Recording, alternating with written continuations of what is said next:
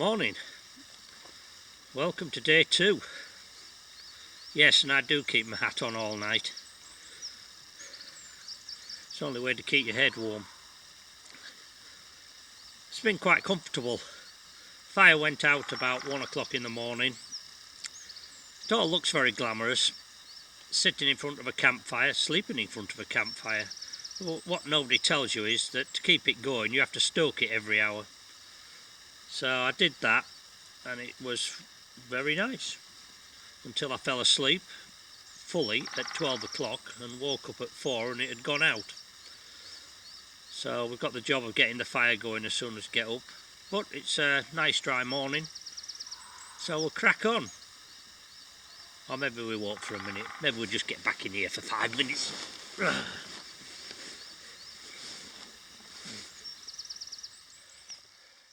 Well, I finally got out of bed. I actually had an extra half hour, not 5 minutes. Got out now, it appears to be just above freezing. It feels that way, and looking down on the tent, you can see the ice patches along the back there, the little white discolouring. Well, that's actually ice forming. So considering I had quite a warm night. Right, firewood. What I'm trying to do, chop down a big piece of standing deadwood with this axe. Now I haven't had a lot of experience with one of these, so for those of you who are a master at it, please save your criticism until I've finished.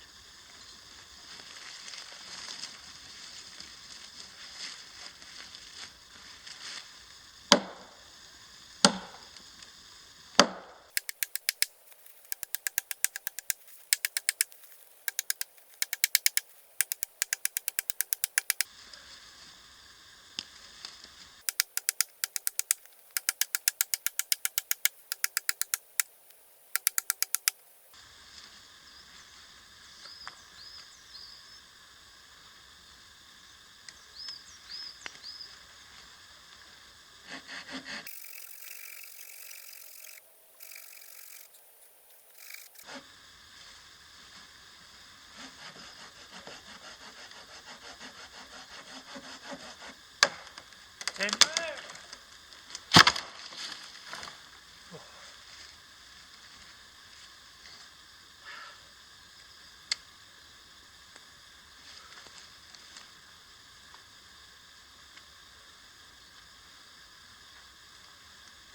I'm a lumberjack and I'm okay.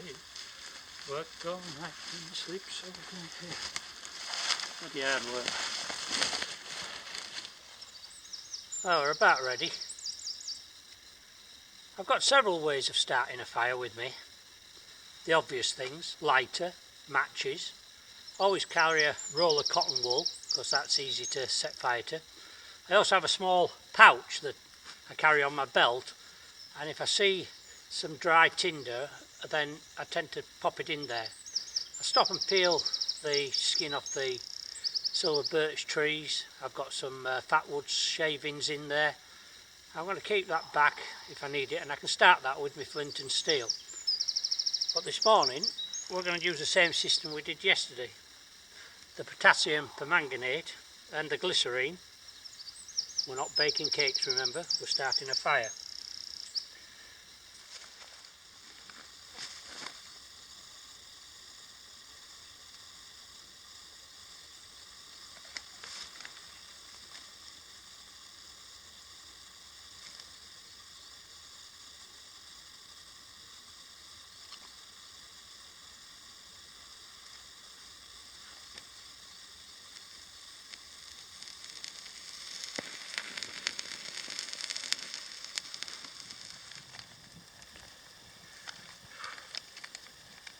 Cup of soup.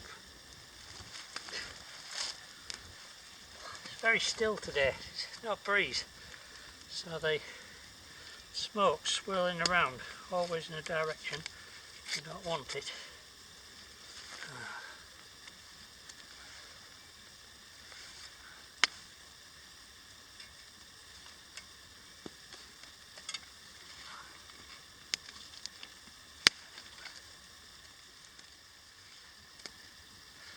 Soup's nearly ready. It says cup of soup. What I've got here is one of these collapsible cups, very light, takes up no space in the rucksack. Now, I could eat it straight out the pan, just use my spork. Yeah, just make sure I've got my spork. Again, made of titanium, so it's very light. But I thought I'd just give this a go, see what it's like. I haven't tried it yet.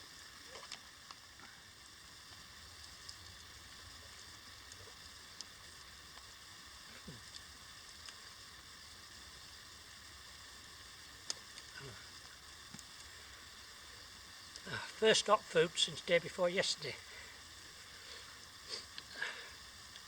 And the cup's working okay. Now, if you've ever thought that sitting out here is all about lounging around the campfire, singing Ginganguli and roasting marshmallows, well, you'd be wrong. There's got to be a structure to your life out here. You've got to make the decisions in the right order. The first thing I did this morning was check everything was alright, generally speaking, and then get my fire going. Without the fire, I've got nowhere to boil my water or cook my food. So I've achieved that. The next thing is, I'm going to rinse out my pots that I've just used, and that's going to use up the last of my water. So the next priority for me is going to be replenishing my water supply, and that's going to involve a 10 to 15 minute walk back across the woods and down the hill to a puddle I found. I'll show you the puddle in a minute, which I can't complain about because these people in Africa have to walk 2 hours each way with a 5-gallon drum on their head to collect their water. And even then there isn't time.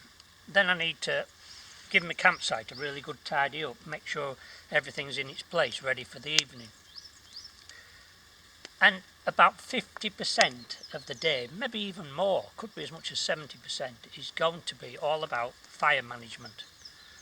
You saw me light this morning and I got it going, but after about 10 minutes it nearly went out. And the problem is that a lot of the wood here, in fact most of the wood, is hardwood. Burns really well when it gets very hot, but getting it up to that temperature takes a lot of doing. And obviously it burns and it burns out, so I need to replenish it, and it's just an ongoing task 24 hours a day. So in the daylight I'm going to try and get enough firewood to keep me going through the night. As you saw last night, we only got till about midnight, 1 o'clock, and then it ran out. So it's now 9:30, so I've got plenty of daylight and I'm going to see how much firewood I can collect. But first, let's go and get the water. Right, we're ready. Got our billy can. Off we go.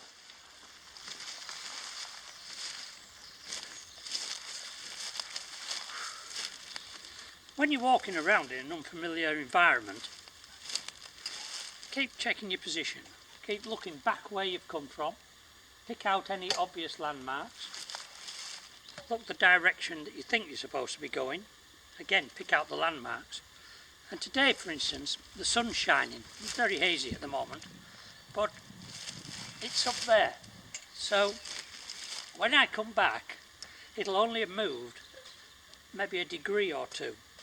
So as long as I come back and I keep that sun at that angle there, I hold my fist out and hold it in front of the sun, as long as I know my arms at that angle, it's like a compass. I'm going to keep walking in the right direction back to where I came from,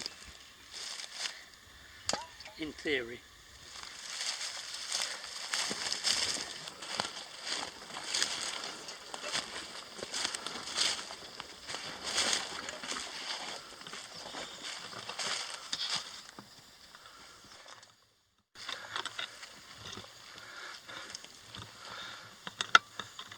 Now, I said about using markers, standout objects, trees, whatever. This is what I used when I'm using it now. I remembered it when I came last time. It's a single conifer tree. It's the only tree in there that's actually got leaves on.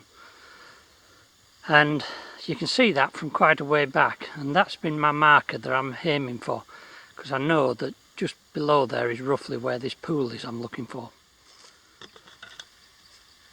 So here's our pool. You can clearly see animal tracks, the same track I've been following, coming down through the pool and out the other side. So it's possible that whatever it is, I think it's a deer's, it's probably been drinking from this as well. So you might not think it's very appetising, but once we've sorted it, it'll be fine.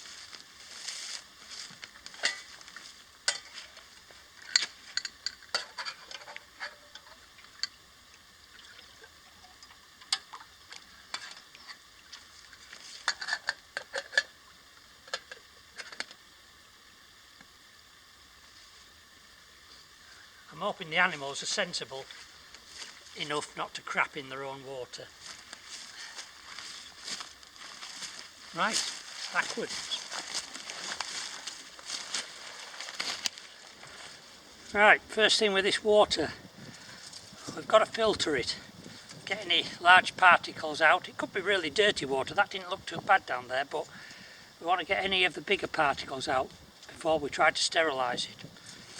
Now I could do this by various means. One popular way would be to use a sock.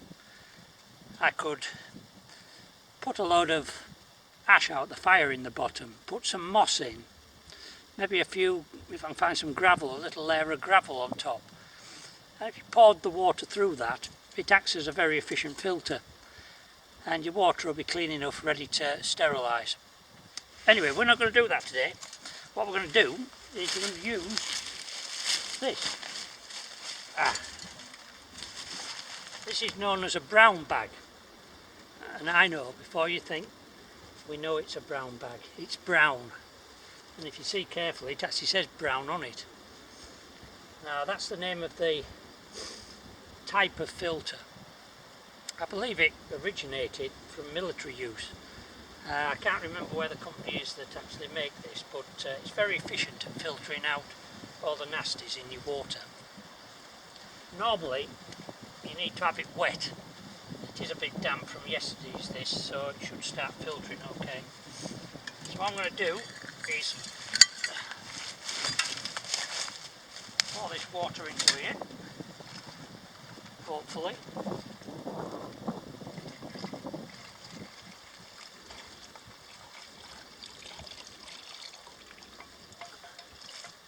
And then I'm going to sit that in there.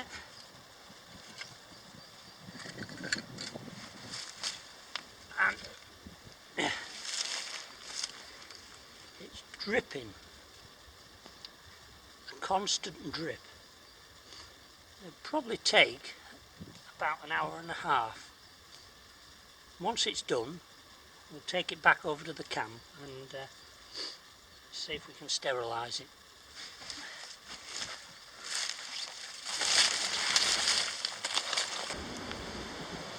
Now we're going to sterilise the water. We could use iodine, or I've got Puritabs in the rucksack, that would do the same job. We could use that potassium permanganate like I described earlier. There's various things you could do.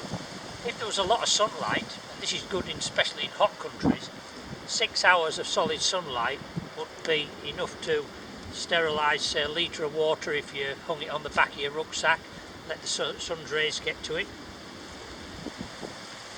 But my preferred option is this, boiling. Once it's been boiling for 5 minutes, I'm reasonably happy that I'm not going to come to any harm drinking that.